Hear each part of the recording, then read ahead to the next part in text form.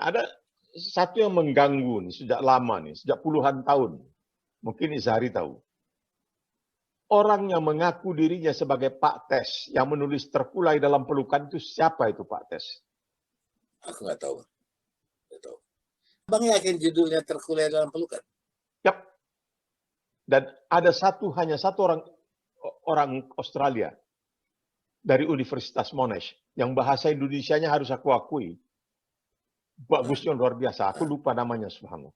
Dia mengatakan dia sudah pernah jumpa dengan Pak Tes. Aku bilang siapa dia? Saya nggak bisa kasih tahu karena saya diminta katanya janji tidak.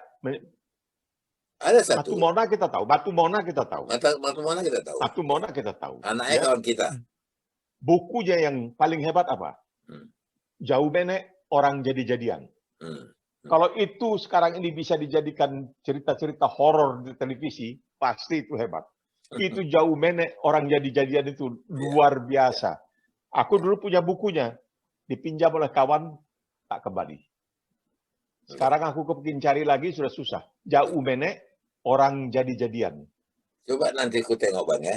Karena di Jakarta ini ada satu toko buku yang menjual buku-buku lama, komik-komik lama. Jadi segala macam komik, enggak. Ada satu toko. Ya, di waktu itu masih ada di Ambasador, sekarang dia pindah kemana aku nggak tahu. Itu buku komik-komik Indonesia ada lengkap semua. Wayang Purwa, kemudian Batal, dan termasuklah Bang, itulah yang aku bilang tadi. Misalnya Haji Jole, ya, ada. Kemudian ada Samsuddin punya itu tentang kisah naga itu. Putri Hijau ada. Kemudian ada juga si serial si Dul Molek, si Batu Melek, terus saya bilang si Buta Melek. Satu lagi yang Abang bilang tadi adalah Sekali Tepuk 7 Nyawa. Taguan Harjo. Taguan Harjo. Nah, tapi Bang, mengenai tadi yang Abang bilang Terkulai dalam Pelukan, yang aku pernah tahu, waktu aku masih kecil-kecil aku baca koran. Itu ada cerita bersambung di bawah, di kaki. Di halaman 4 atau halaman 5 gitu. Memanjang begitu, itu ada satu tulisan namanya Badai dalam Pelukan. Nah, itu penulisnya Arsul Tumenggung. Nah, bukan Arsul Tumenggung. Kalau Arsul Tumenggung dia kan formal. Dia kan orang formal. Ini Terkulai dalam Pelukan. Jadi kasarnya kalau sekarang dibilang porno. Jadi kalau kita banding, waktu itu dianggap wah itu buku cabul. Ya, waktu itu belum ada porno kan, cabul. Buku jadi stensilan. aku suka terkenang. Aku suka terkenang ketika aku di Inggris. Aku ingin baca buku Lady Chatterley's Lover. Oke. Nggak ada, dilarang di sana. Di Inggris waktu itu tidak boleh. Aku heran. Nah, aku sudah di H. Lawrence sini, aku udah dengar, aku kepingin baca ini, sudah dengar banyak, tapi tidak bisa. Belakangan memang larangan itu dicabut ya, termasuk juga beberapa buku terjemahan oleh Fitzgerald. Fitzgerald itu bagus sekali dia menerjemahkan ya, dari Omar Khayyam misalnya, kemudian The Perfume Garden. Perfume Garden itu artinya taman yang wangi, semerbak wangi, itu saingan dari Kama Sutra. Kama Sutra itu kan menggemparkan waktu India menerbitkan dengan ilustrasi bagaimana supaya bercinta itu lebih dahsyat lagi. Pokoknya orang India itu bisa memperkenalkan kepada Barat, kami ini tidak bodoh kali. Dalam hal-hal tertentu kami lebih maju dari kalian. Begitulah kira-kira. Barulah belakangan ada Playboy dan lain sebagainya. Ya itu kan ada bukunya. Kalau tadi Abang bilang India tidak kalah, ya jelas. Buku Kama Sutra itu kan dari sana. Iya, itu dia. Nah, jadi Persia, Timur Tengah, menandingi itu dengan buku yang namanya The Perfume Garden. Diterjemahkan juga oleh Fitzgerald. Dan itu bagi mereka, itu bukan satu hal yang porno. Agak susah membedakannya. Karena itu adalah mereka bicara tentang hal yang sakral. Bahwa bukan laki-laki perempuan itu adalah sakral. Bagian dari kehidupan. Ya, dan sesuatu yang pada sakral. Sama barangkali Bang, kalau kita lihat patung-patung Yunani itu, kan alat kelamin itu nampak digambarkan dengan jelas. Mesti, ya. Nah, begitu. Ya. Jadi banyak hal buku-buku itu Bang. Kalau kita lihat di Indonesia yang dulu hampir mirip ke sana dan mulai dibaca orang, itu gaya-gaya cerita kayak Harold Robbins ya punya buku. Carpetbaggers dan lain-lain, dan itu Ya, kemudian kan kalau dilanjutkan oleh Harold Robbins ya terlalu murah jadinya sebenarnya. Iya. Dan Dia kemudian hal terlalu ini murah. menjadi populer di Indonesia ketika Motinggo Bush masuk. Tante Mariati, anak seorang putri seorang duta besar, itu kan dia agak erotis gayanya. Nah, kemudian ada satu bang, yang aku ambil bukunya bentar ya. Nah ini bang, ini juga dahsyat. Ini di Amerika dahsyat. Oh iya, Nah, aku juga punya. Ini ada 3 buku. Aku punya 3. Nah, tapi betul, dia serial. Sadistis. Nah, ini top betul. Ya. Nah, kita membacanya, aku membacanya tidak secara ilmiah, membacanya secara entertaining. Ya, tapi kalau kita membaca secara ya is okay lah. Maksudnya it's not bad. Aku bilang tidak not bad lah. Ya, jadi ini heboh di Amerika waktu itu kan. Iya. Nah, tapi itu sadistis, terlalu sadistis. Ya. Dan di situ menunjukkan seorang laki-laki yang mau menguasai itu. Jadi dia tidak hanya dia mau kuasai perempuan itu. Nah, itu yang barangkali di male chauvinism. Ya, control freak begitu kira-kira. Kalau ada kesempatan baca buku Lady Chatterley's Lover, nah itu lebih subtil. Itu waktu SMA bang aku baca. Ya, itu nggak tahu bagaimana bisa lolos kan. Tapi daya penerimaan kita kan penerimaan seorang remaja saat itu. Lebih banyak erotisnya yang kita lihat, kan begitu. Ya. Padahal kita tidak melihat sisi-sisi lain, di mana ada art. Ya, mencerminkan kehidupan yang orang terkagum-kagum dengan bangsawan-bangsawan itu, padahal mereka itu banyak kekurangan sehingga istrinya main sama tukang kebun. Nah, begitulah kira-kira. Kasarnya hanya begitu. Betul. Ya, jadi dalam perihal-perihal seperti itu, kita melihat ada kelebihan Asia, yaitu seperti yang terungkap dalam Kama Sutra, kemudian dalam The Perfume Garden. Itu sangat luar biasa. Nah, barulah datang The 50 Shades of Grey dan lain sebagainya. Tapi sebelum itu, Pak Tes terkulai dalam pelukan. Tolong dicarikan itu. Karena ya di zaman itu, apalagi kalau bulan puasa, kalau kita mau baca Sultan Takdir Ali Syahbana, layar terkembang, kita mesti tutupin itu pakai entah buku lain atau apa. Kalau tidak, batal puasa kau siang-siang. Baca buku layar terkembang. Karena ada itu naik sepeda pegangan, itu sudah. Kalau itu saja sudah dianggap tabu ya. Bagaimana dengan terkulai dalam pelukan? Ini yang tapi ada kalau tidak salah penerbitnya Pewarta Deli. Pewarta Deli ya. Nah, Pewarta Deli. Ya. Nama bukunya itu dia. Di zaman perdana lu. Tapi abang ini kalau aku lihat ada pergeseran nilai-nilai kok. Ya. Kita tuh membaca sejak SD. Membaca kita semua buku kita lahap, apapun. Ya. Kan saringan televisi. Ya kan ada. Kemudian saringan kita itu adalah saringan usia kita. Jadi pada saat kita baca remaja, bagaimana kita melihat satu buku porno. Dengan kata lain, buku stensilan pun kita baca, Pak. Ya. Dan kemudian imajinasi bermain. Tetapi, aku coba membaca buku-buku lama aku. Buku yang 30 tahun lalu ku beli. Buku yang 40 tahun lalu ku beli. Masih ada, Bang. Itu ku baca sekarang. Dengan kacamata usiaku. Nah, tiba-tiba aku melihat, loh, ini tidak aku lihat dulu aku melihat adegan erotisnya. Ini falsafahnya. Jadi mulailah sekarang Bang kita lihat. Dulu kita tidak bisa menerima apa yang dikatakan bahwa platonis. Cinta platonis. Ya. Mana mungkin? Cinta itu kan harus ada seksnya. Tapi sekarang kita lihat Bang. Cinta tanpa seks itu, platonis itu juga yang sakral banget. Jadi bukan seks yang dikembangkan, tapi rasa sayang, rasa kasih. Iya. Betul. Nah, itu kan indah betul. Dan itu Bang Sulin ya, itu sulit mencari cinta yang begitu. Iya. Bagaimana pandangan Izhari tentang buku-buku yang kemudian dijadikan film seperti Di Bawah Lindungan Ka'bah, luar biasa. Kemudian Marah Rusli, Situ Nurbaya. Ya. Luar biasa. Mungkin barangkali harus bisa tidak berlebihan. Apa boleh buat? Aku melihat menontonnya itu kadang-kadang kenapa tidak dibikin agak lebih sederhana begitu. Bang, pandangan. Mungkin aku termasuk jarang nonton film Indonesia. Tapi Bang, terakhir aku suka. Kenapa? Di Bawah Lindungan Ka'bah. Ya, terus ada 3 tuh. Tenggelamnya kapal Van der Weyck. Ya, kemudian ya. Kalau nggak salah ada juga salah asuhan. Nah, aku salah asuhan Amuis. Oh, bukan. Salah asuhan Amuis. Dan aku kagum, Bang. Ternyata yang bikin film Indonesia ini luar biasa. Sutradara kita sekarang ini bagus-bagus. Seperti misalnya Garin Nugroho, Hanung Bramantyo, ya. Dan kemudian ada juga orang India, keluarga si Punjabi itu. Scenerinya bagus, ngomongnya bagus, dialognya juga kita jauh dari Malaysia. Malaysia masih kaku, dialognya lebih cair. Nah, itu bicara yang agak mahal, Bang. Ada juga film yang kacangan, yang pakai dialog anak muda sekarang, alay, segala macam istilahnya. Tapi, Bang, itu menarik. Nah, kalau Abang belum sempat, tapi aku rasa Abang sudah lihat, ya. Di Netflix ada, yaitu Bumi Manusia.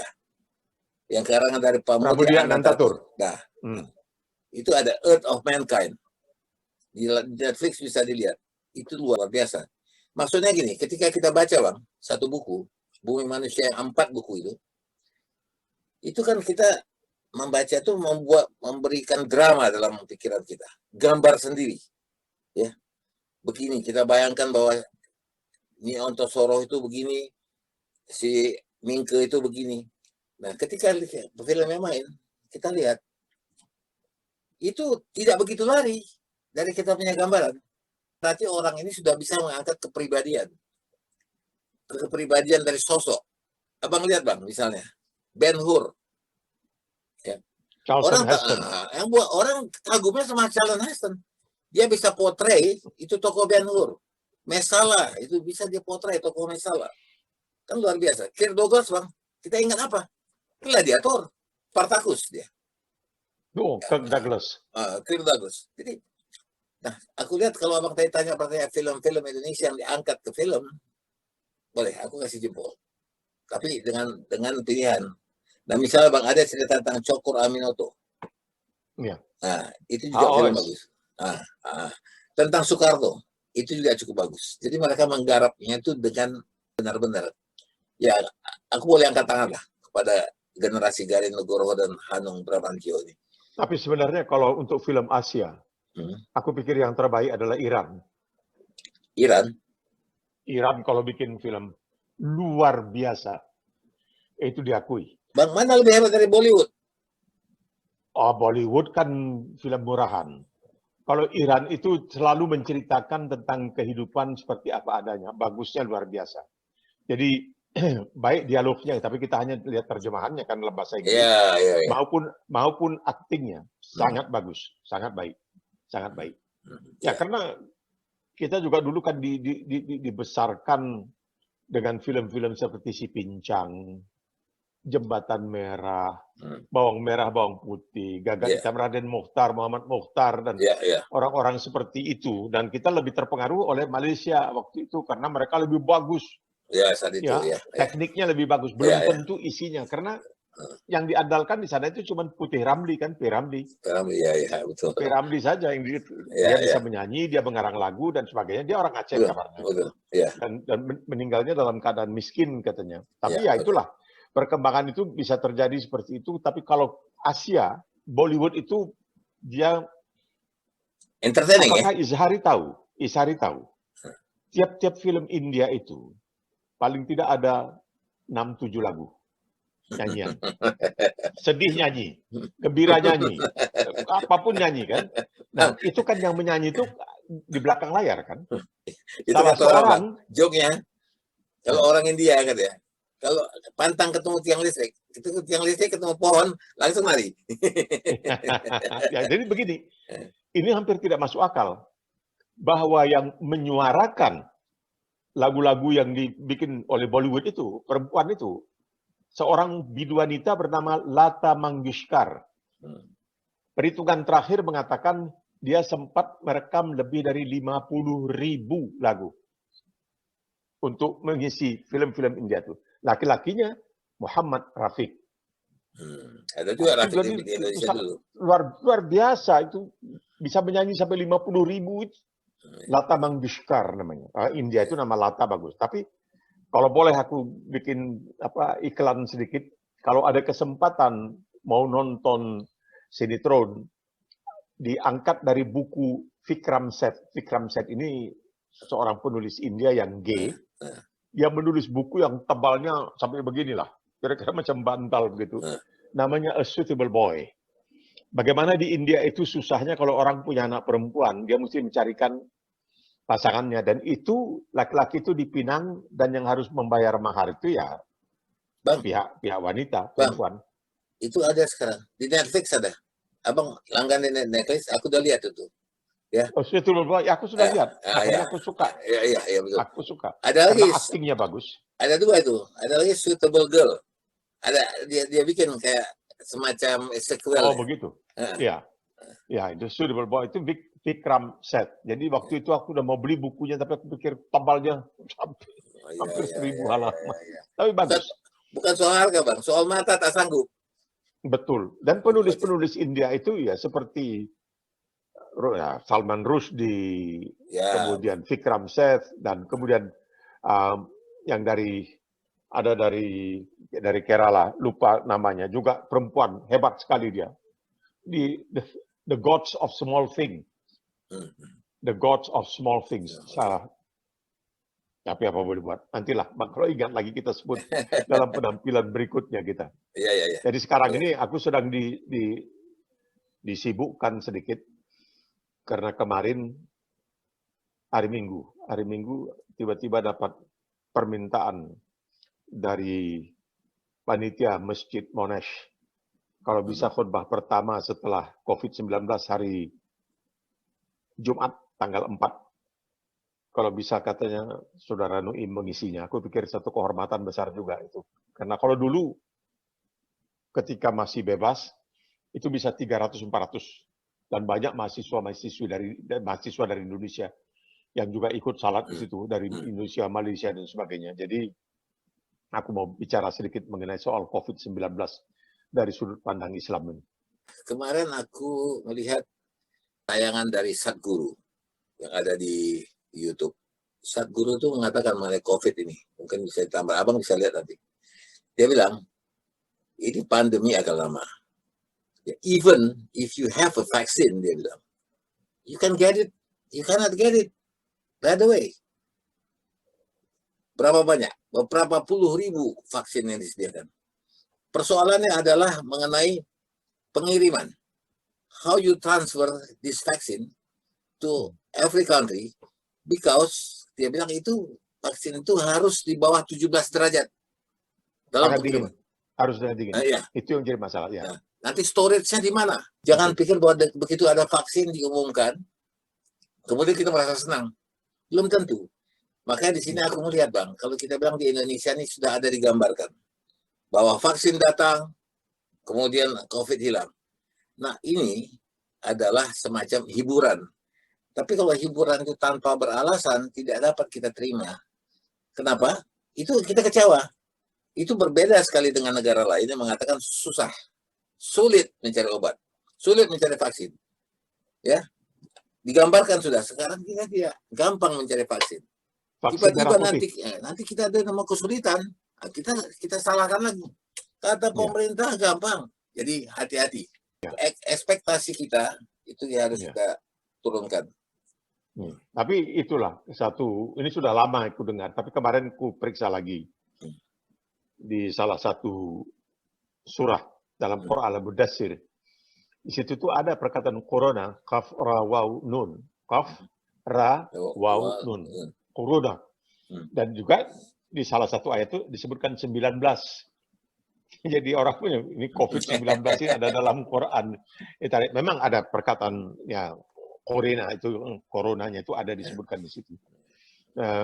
Jadi ya kita melihat karena kalau kita berkhutbah di depan orang awam dengan mahasiswi, karena mahasiswi juga banyak ikut salat, itu kita juga mesti hati-hati karena bisa langsung habis salat kita didatangi dimintakan klarifikasi lah ke pertanggungjawaban. Jadi lain kan sistemnya. Ya, tapi kita hanya melaksanakan tugas. Jadi Abang khutbah hari Jumat nanti?